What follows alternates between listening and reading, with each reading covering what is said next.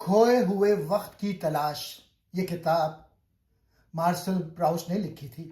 اسے 20ویں صدی کے عظیم ترین ادبی کاموں میں شمار کیا جاتا ہے۔ اس ناول میں مصنف ہمیں سکھاتا ہے کہ زندگی میں جو وقت گزر جاتا ہے وہ ضائع نہیں ہوتا، بلکہ ہماری یادداشت کے اندر کہیں چھپا رہتا ہے۔ ہماری حقیقی زندگی دراصل وہ ہے جو ہم اپنے دل میں محسوس کرتے ہیں، نہ کہ وہ جو باہر نظر آتی ہے۔ چاہے محبت میں شک ہو یا سماجی زندگی میں دکھاوا، ہر تجربہ ہمیں کچھ سکھاتا ہے۔ ہمارا مقصد وقت کو روکنا نہیں، بلکہ اپنی تمام یادوں اور سچائیوں کو فن یعنی آرٹس کے ذریعے ہمیشہ کے لیے محفوظ کر دینا ہے۔ یادداشت اور فن ہی وہ واحد ذریعہ ہے جن سے ہم کھوئے ہوئے وقت کو دوبارہ حاصل کر سکتے ہیں۔ یہ کتاب 7 جلدوں پر مشتمل ہے۔ پہلے میں ہر کتاب کا میسج دوں گا، اس کے بعد پھر پلاٹ ایکسپلین کروں گا۔ پہلی کتاب، یادیں انسان کو بدل دیتی ہیں۔ اس حصے کا بنیادی پیغام یہ ہے کہ بچپن کی یادیں، خوشبوئیں، آوازیں اور چھوٹے چھوٹے واقعات ہماری پوری شخصیت بنا دیتے ہیں۔ ناول بتاتا ہے کہ محبت کبھی کبھی انسان کو کمزور بھی کر دیتی ہے، جیسا کہ سوئن کی محبت نے اسے بے چین رکھا۔ مرکزی پیغام یہ ہے، یادیں کبھی نہیں مرتی، وہ ہمیں اندر سے شکل دیتی رہتی ہیں۔ دوسری کتاب کا نام ہے جوانی ایک کھلتی ہوئی دنیا ہے۔ اس حصے میں مصنف جوانی کے احساسات، پہلی محبتیں اور دنیا کو نئے زاویے سے دیکھنے کا تجربہ بیان کرتا ہے۔ نئی نئی دلچسپیاں، خواب اور بے چینی، یہ سب زندگی کی بناوٹ کا حصہ ہے۔ مرکزی پیغام ہے، جوانی کا زمانہ ہماری سوچ اور حساسیت کو تیز کر کے ہمیں نئی دنیاوی دروازے دکھاتا ہے۔ تیسری کتاب، اعلیٰ طبقہ بھی خالی ہو سکتا ہے۔ یہ حصہ دکھاتا ہے کہ شاہی لوگ، امیر گھرانے اور بڑے خاندان اندر سے ہمیشہ خوش یا عظیم نہیں ہوتے۔ ان کے تعلقات میں ریاکاری، خود پسندی اور دکھاوے کی بھرمار ہے۔ مرکزی پیغام ہے، اصل عظمت دولت نہیں، اخلاق، سچائی اور کردار ہے۔ چوتھی کتاب، انسانی فطرت پیچیدہ اور پوشیدہ ہوتی ہے۔ اس حصے میں معاشرے کی داخلی حقیقتیں، خفیہ رویے اور انسان کی پوشیدہ خواہشات کو بے نقاب کیا گیا ہے۔ یہ بتاتا ہے کہ انسان وہ نہیں ہوتا جو وہ دنیا کو دکھاتا ہے۔ ہر شخص کے اندر ایک چھپی ہوئی دنیا ہوتی ہے جسے وہ دنیا سے چھپاتا ہے۔ پانچویں کتاب، پرزنر، محبت میں قید بھی ہے اور کھو جانا بھی۔ یہ حصہ محبت کی ملکیت پسندی اور حسد کے بارے میں ہے۔ راوی اپنی محبوبہ کو اپنے پاس رکھنا چاہتا ہے، مگر محبت زبردستی نہیں ہوتی۔ مرکزی پیغام، محبت جتنی مضبوط ہو اتنی ہی انسان کو قید بھی کر دیتی ہے۔ چھٹی کتاب، فیوجیٹو، کھو دینا کبھی کبھی سکھا دیتا ہے۔ یہ حصہ دکھاتا ہے کہ کسی کو کھو کر ہی ہم اس کی اصل اہمیت سمجھ پاتے ہیں۔ البرٹائن کے جانے کے بعد راوی جانتا ہے کہ یادیں انسان کو درد کے ساتھ ساتھ حکمت بھی دیتی ہیں۔ مرکزی پیغام، جانے والی کی یادیں انسان کو اندر سے بدل دیتی ہیں۔ آخری حصے میں پوری سیریز کا نچوڑ ہے، 7واں، ٹائم ریگینڈ، وقت ہی زندگی کا سب سے بڑا استاد ہے۔ اس میں دکھایا گیا ہے کہ وقت انسان کو تھکا دیتا ہے، مگر وہی انسان کو دانائی بھی دیتا ہے۔ آخر کار راوی سمجھتا ہے کہ لکھنا ہی اس کے تجربات کا اصل مقصد ہے۔ مرکزی پیغام، زندگی کا اصل فہم وقت کے گزرنے اور یادوں کی گہرائی سے پیدا ہوتا ہے۔ انسان کی اصل زندگی اس کی یادوں میں محفوظ ہوتی ہے، اور وقت کے گزرنے کے ساتھ انہی یادوں سے ہم خود کو پہچانتے ہیں۔ پہلی کتاب سوائن سوے، یہ 3 بڑے حصوں میں تقسیم ہے۔ پہلا، کومبرے، کہانی کا راوی یعنی خود مارسل پراؤسٹ بچپن کی باتیں یاد کرتا ہے۔ اس میں راوی اپنے بچپن کے گاؤں کومبرے کی یادیں بیان کرتا ہے۔ سونے کا خوف، کہانی شروع ہوتی ہے راوی کے بچپن کے خوف سے۔ اسے رات کو اکیلے سونے سے ڈر لگتا ہے۔ وہ بے چینی سے اپنی ماں کے گڈ نائٹ کس کا انتظار کرتا ہے۔ یہ حصہ دکھاتا ہے کہ بچہ کتنا حساس اور ماں کی محبت کا طلبگار ہے۔ کیک کھانے کا واقعہ، یہ ادب کا سب سے مشہور منظر ہے۔ راوی جب بڑا ہو چکا ہے چائے میں ڈبو کر ایک کیک میڈلن کھاتا ہے۔ اس ذائقے سے اچانک اس کے بچپن کا پورا گاؤں کومبرے اس کی یادوں میں زندہ ہو جاتا ہے۔ گاؤں میں سیر کرنے کے 2 مختلف راستے تھے۔ سوان کا راستہ، یہ راستہ مسٹر سوان کے گھر کی طرف جاتا تھا۔ یہ راستہ مڈل کلاس جذبات اور آرٹ کی علامت میں تھا۔ گارمنٹس وے، یہ راستہ ایک امیر نواب خاندان گارمنٹس کے محل کی طرف جاتا تھا۔ یہ اشرافیہ، دولت اور سماجی رتبے کی علامت تھا۔ بچپن ہماری شخصیت کی بنیاد ہے، چاہے ہم بڑے ہو جائیں۔ کتاب کا دوسرا پارٹ، سوان کی محبت، یہ ایک الگ کہانی ہے جو راوی کے بچپن سے پہلے کی ہے۔ چارلز سوان ایک خوبصورت، امیر، شائستہ آدمی ہے۔ وہ اوڈیٹا نامی ایک عورت سے بہت پیار کر بیٹھتے ہیں۔ اوڈیٹا بہت خوبصورت ہے۔ سوان کو شدید جلن ہوتی ہے جب وہ کسی اور سے بات کرتی ہے۔ وہ راتوں کو جاگتے ہیں، اوڈیٹا کے پیچھے جاسوسی کرتے ہیں، روتے ہیں اور پاگل سے ہو جاتے ہیں، مگر آخر میں اوڈیٹا ان سے شادی کر لیتی ہے۔ لیکن سوان کی محبت ختم ہو جاتی ہے اور وہ سوچتا ہے اتنا دکھ اٹھایا ایک ایسی عورت کے لیے جو مجھے پسند بھی نہ تھی۔ آخر میں سوان سوچتے ہیں کہ میں نے اس عورت میں کیا دیکھا تھا۔ محبت انسان کو اندھا کر سکتی ہے۔ محبت کبھی انسان کو خوش بھی کرتی ہے اور برباد بھی۔ سوان آخر میں مان لیتا ہے کہ اس کی محبت ایک غلطی تھی۔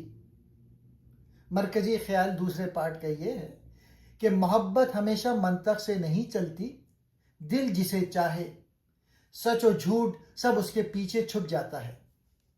پہلی کتاب کا تیسرا حصہ، جگہوں کے نام، یہ چھوٹا سا آخری حصہ ہے۔ راوی بچپن میں مختلف شہروں اور جگہوں کے نام سن کر خواب دیکھتا تھا۔ نام سن کر ہی وہ جنت تصور کرتا تھا، لیکن جب بڑا ہو کر ان جگہوں پر جاتا ہے تو حقیقت کچھ اور ہی ہوتی ہے۔ یعنی خواب اور حقیقت میں بہت فرق ہوتا ہے۔ اہم بات یہ ہے اس پارٹ کی کہ جب تک کوئی چیز صرف تصور میں ہو وہ زیادہ خوبصورت لگتی ہے۔ حقیقت اکثر خواب سے مختلف ہوتی ہے۔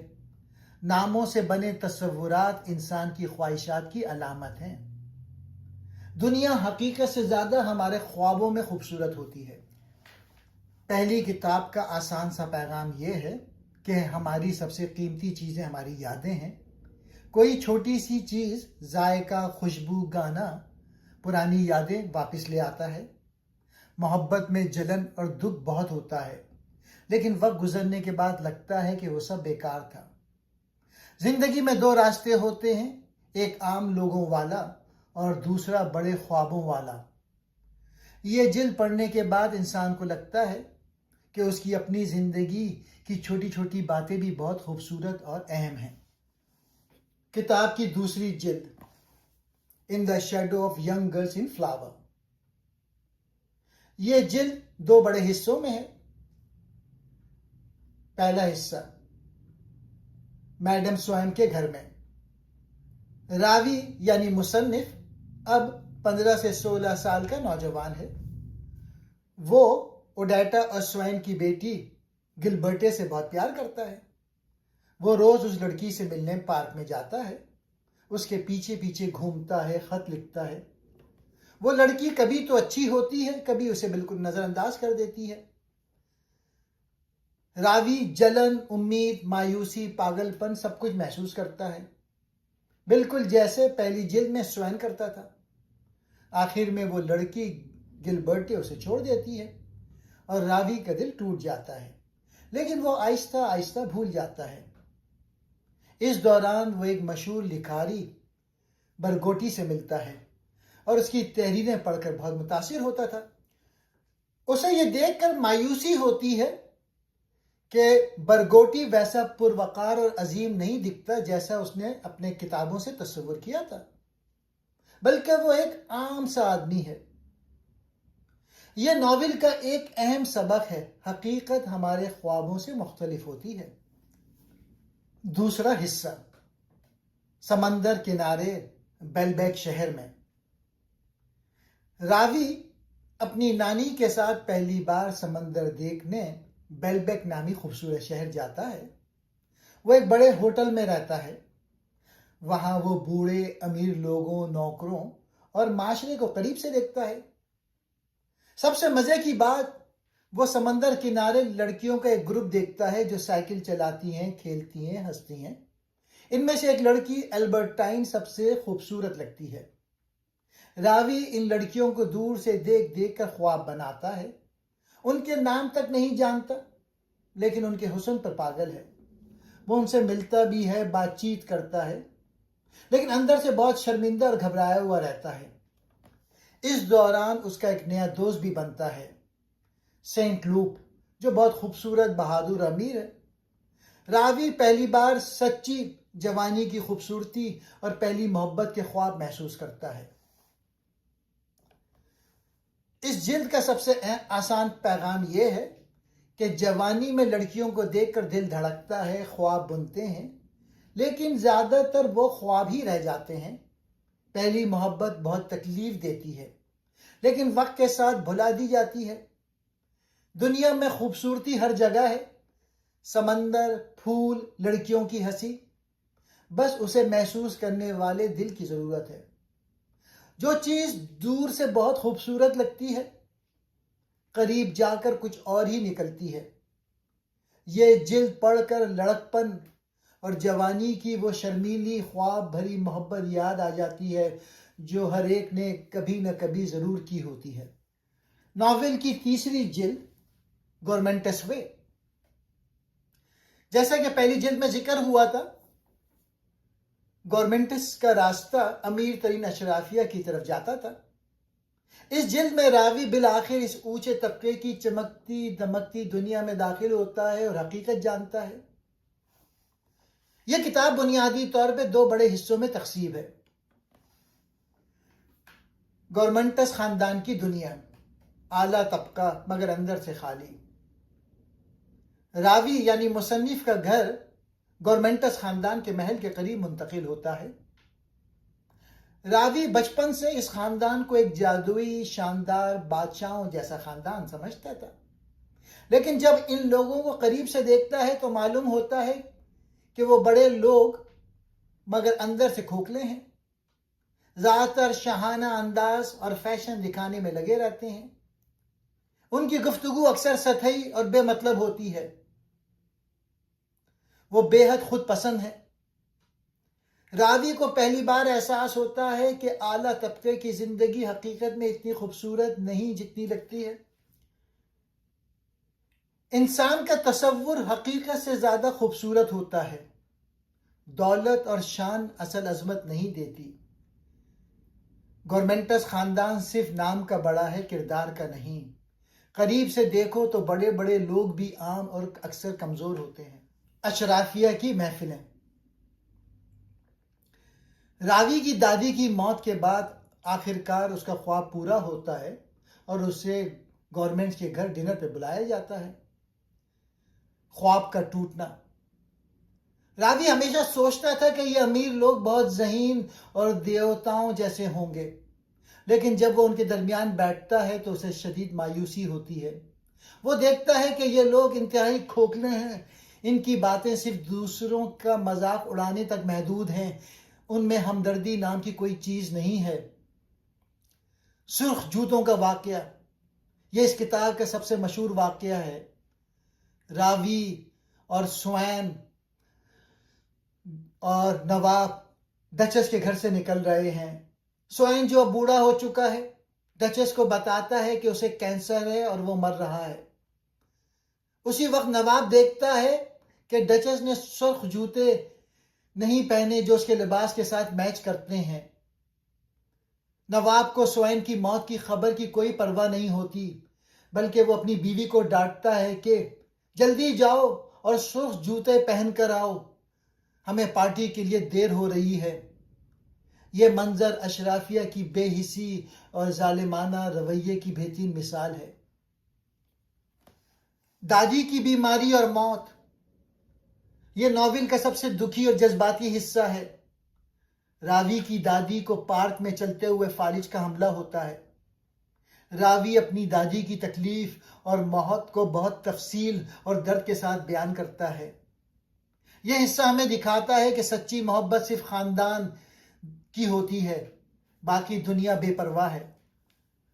موت سب کے سامنے آتی ہے، چاہے امیر ہو یا غریب، مشہور ہو یا عام۔ راوی کا بچپن ختم ہو رہا ہے، اب راوی بالغ ہو رہا ہے اور زندگی کی حقیقت دیکھ رہا ہے۔ یہ جلد پڑھ کر انسان کو اپنی زندگی کے دکھاوے اور سچے رشتوں کا فرق اچھی طرح سمجھ آ جاتا ہے۔ دل بہت بھاری ہو جاتا ہے، خاص طور پہ دادی کے مرنے والے حصے میں۔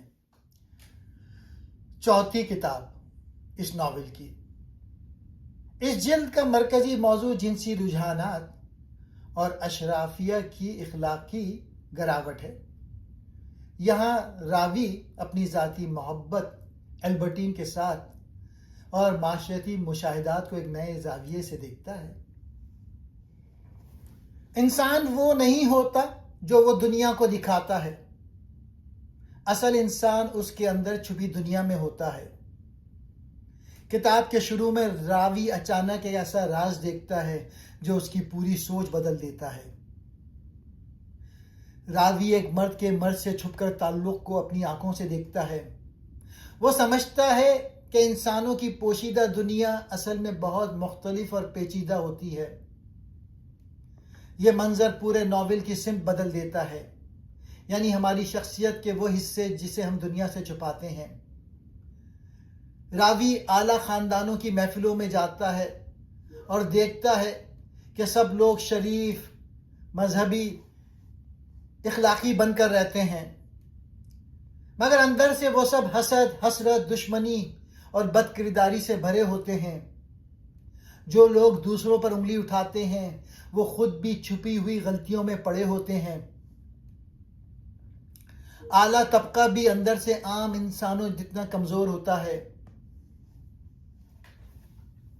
البرٹین کے ساتھ شدید محبت اور شک۔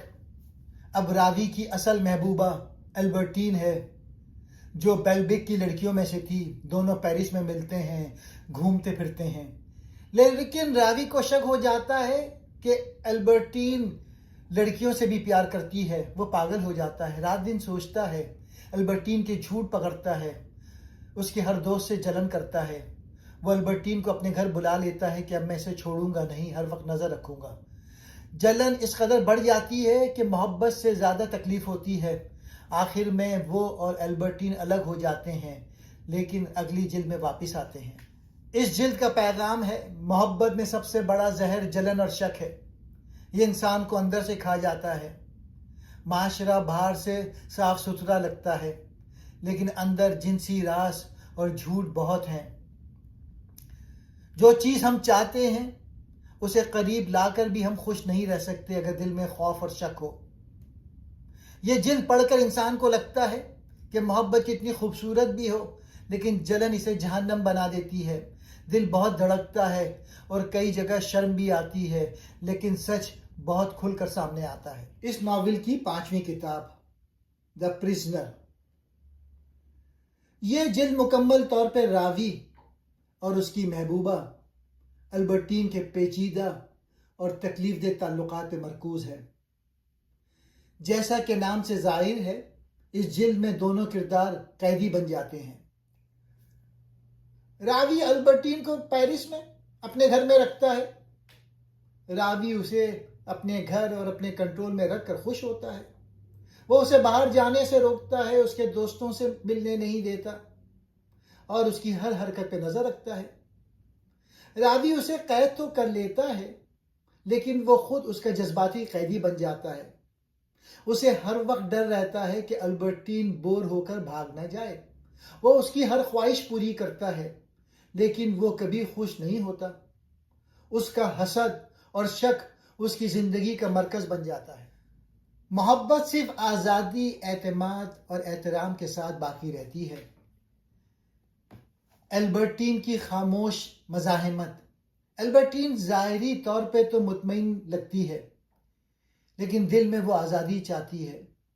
اس کی خاموشی اور دوری راوی کو اور زیادہ پریشان کرتی ہے۔ محبت میں طاقت کا کھیل محبت کو ختم کر دیتا ہے۔ جب محبت میں جبر شامل ہو جائے تو انسان خود اپنے جذبات کا قیدی بن جاتا ہے۔ آخر کار البرٹین گھر چھوڑ کر چلی جاتی ہے۔ راوی کو شدید صدمہ اور پچھتاوا ہوتا ہے۔ محبت کو کبھی قید میں نہیں رکھا جا سکتا۔ آزادی کے بغیر محبت ختم ہو جاتی ہے۔ راوی کو احساس ہوتا ہے کہ محبت میں کنٹرول نقصان ہے۔ حقیقی محبت اعتماد، آزادی اور احترام پر مبنی ہوتی ہے۔ وہ خود اپنی محبت کا قیدی رہا۔ ایک دن راوی کو آخری جھٹکا لگتا ہے جب البرٹین گھر چھوڑ کے چلی جاتی ہے۔ پیچھے سے وہ خط چھوڑ جاتی ہے، میں یہاں مزید نہیں رہ سکتی۔ یہ لمحہ پوری جلد کا سب سے اہم موڑ ہے۔ راوی کا رد عمل، وہ رو پڑتا ہے، چیختا ہے، تنہائی برداشت نہیں کر پاتا، اس کی دنیا ٹوٹ جاتی ہے۔ وہ فوراً اسے واپس بلانے کی کوشش کرتا ہے لیکن اس کو احساس ہوتا ہے کہ جو محبت قید میں بدل جائے وہ محبت ختم ہو جاتی ہے۔ ناول کی چھٹی جلد دی فیوجیٹو، البرٹین کا غائب ہونا۔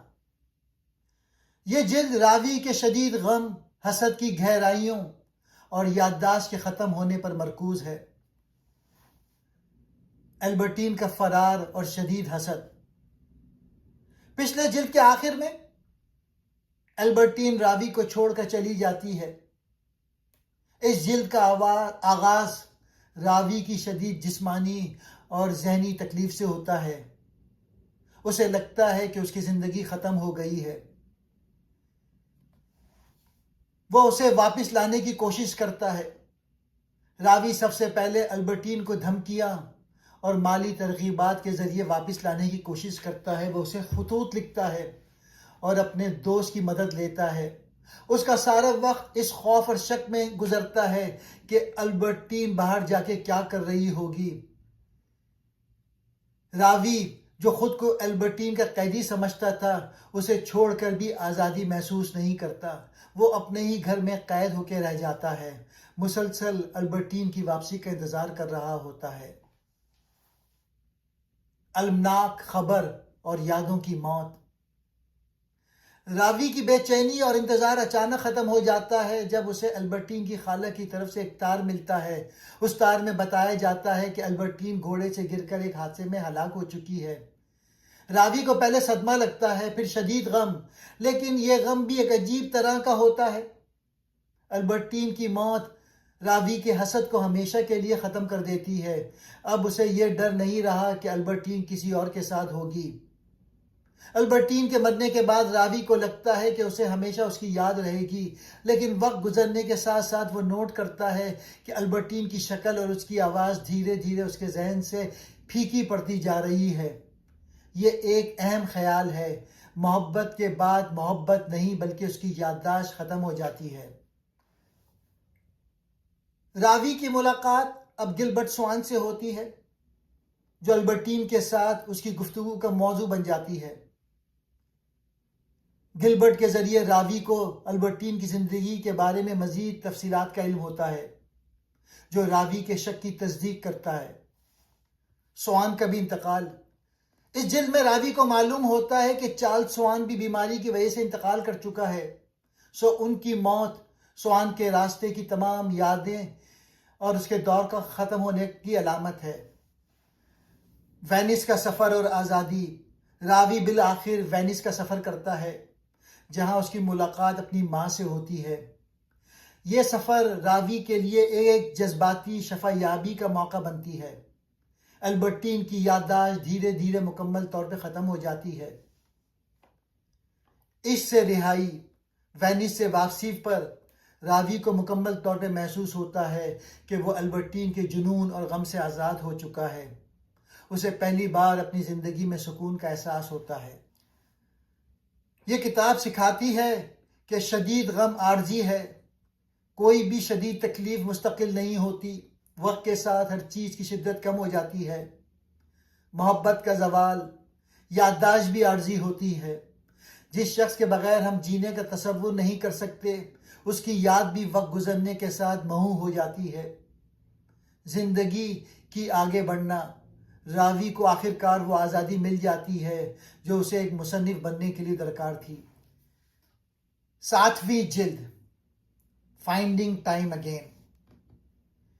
پچھلی 6 کتابوں میں مارسل محبت، حسد، سماجی دنیا، جنگ، یادیں اور تعلقات کا تجربہ کرتا ہے۔ اب آخری جلد میں وہ زندگی کے سب تجربات کو ایک نقطے میں جمع کرتا ہے۔ فن اور یادداشت کے ذریعے وقت کو دوبارہ حاصل کرنا۔ جنگ کا دور اور دنیا کی تبدیلی۔ ناول پہلی جنگ عظیم کے زمانے میں داخل ہو گئی ہے۔ پیرس کی سماجی دنیا بدل چکی ہے۔ وہ لوگ جو پہلے بڑے خاندانوں کی وجہ سے مشہور تھے، اب بے وقت ہو گئے ہیں۔ نئے لوگ، پیسہ اور حالات نئی طاقتیں لے آئے ہیں۔ وقت ہر چیز کو بدل دیتا ہے، کوئی چیز مستقل نہیں۔ مصنف کی لمبی بیماری اور گوشہ نشینی۔ مصنف کئی سال تک بیمار رہتا ہے اور دنیا سے الگ تھلگ ہو جاتا ہے۔ وہ زندگی کو باہر سے دیکھنے کے بجائے اندر سے محسوس کرتا ہے۔ اسے محسوس ہوتا ہے کہ وقت ہاتھ سے ریت کی طرح پھسل گیا ہے۔ انسان عمر کے ساتھ سمجھتا ہے کہ زندگی ویسی نہیں رہی جیسی وہ یادوں میں تھی۔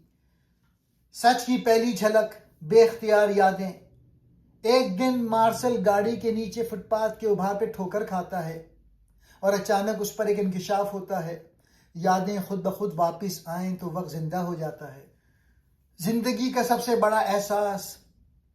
اچانک راوی کو پتہ چلتا ہے، میری پوری زندگی ضائع نہیں ہوئی۔ میری ساری یادیں، سارا دکھ، ساری محبتیں، ساری جلن، سب کچھ ایک دن کتاب بن سکتی ہیں۔ گمشدہ وقت واپس مل گیا ہے۔ اگر میں یہ سب لکھ دوں تو موت سے پہلے بھی میں ہمیشہ کے لیے جیت جاؤں گا۔ ایک آخری پارٹی۔ بوڑھا راوی بہت دنوں بعد ایک پارٹی میں جاتا ہے۔ وہاں وہ اپنے سارے پرانے دوستوں اور جاننے والوں کو دیکھتا ہے۔ سب بالکل بوڑھے، رنگے ہوئے، چل نہیں سکتے، بھول گئے ہیں۔ جو لڑکیاں کبھی حسین تھیں اب دادیاں لگتی ہیں۔ جو نوجوان خوبصورت لڑکے تھے اب گنجے بوڑھے ہیں۔ راوی کو لگتا ہے وہ موت کی پارٹی میں آ گیا ہے، سب مرنے کے قریب ہیں۔ پارٹی میں اچانک کئی چھوٹی چیزیں ہوتی ہیں۔ پاؤں ایک اونچی جگہ پر رکھنے سے پرانی یاد آ جاتی ہے۔ چمچ کی آواز سے وینس کی یاد، کتاب کا کاغذ چھونے سے بچپن، ہر چیز سے پرانی یادیں طوفان کی طرح واپس آتی ہیں۔ راوی کے اندر بجلی سی دوڑ جاتی ہے۔ آخری فیصلہ۔ راوی پارٹی سے واپس آتا ہے اور فیصلہ کرتا ہے، اب میں مرنے سے پہلے اپنی پوری زندگی کی یہ عظیم کتاب لکھوں گا۔ یہی کتاب میری اصل زندگی ہے۔ فنکار، آرٹسٹ، لکھاری ہی موت کو ہرا سکتا ہے۔ زندگی چاہے کتنی بھی لمبی ہو، لگتی بہت چھوٹی ہے۔ ہم جو کچھ کھو دیتے ہیں، بچپن، محبتیں، جوانی، وہ یادوں میں محفوظ رہتا ہے۔ اگر ہم اپنی یادیں لکھ دیں، پینٹ کر دیں، گا کر سنا دیں تو ہمیشہ کے لیے زندہ رہتے ہیں۔ اصل گمشدہ وقت واپس تب ملتا ہے جب ہم اپنی زندگی کو آرٹ میں بدل دیتے ہیں. یہ جلد پڑھتے ہوئے پہلے بہت اداسی ہوتی ہے، سب بوڑھے، سب مرنے والے، لیکن آخری 50 سے 60 صفحات میں اچانک ایسی روشنی اور امید ملتی ہے کہ رونے کے ساتھ مسکراہٹ بھی آ جاتی ہے. یہ کتاب کا اختتام نہیں بلکہ زندگی کا سب سے بڑا جواب ہے. زندگی کا مطلب ہے اپنی یادوں کو خوبصورت بنا کر دوسروں کو دینا. جو کوئی یہ مکمل پڑھ لیتا ہے اس کی زندگی واقعی بدل جاتی ہے. مختصر یہ کہ پراؤسٹ سے پہلے ناول کہانی سناتا تھا، پراؤسٹ کے بعد ناول زندگی کو سمجھاتا ہے.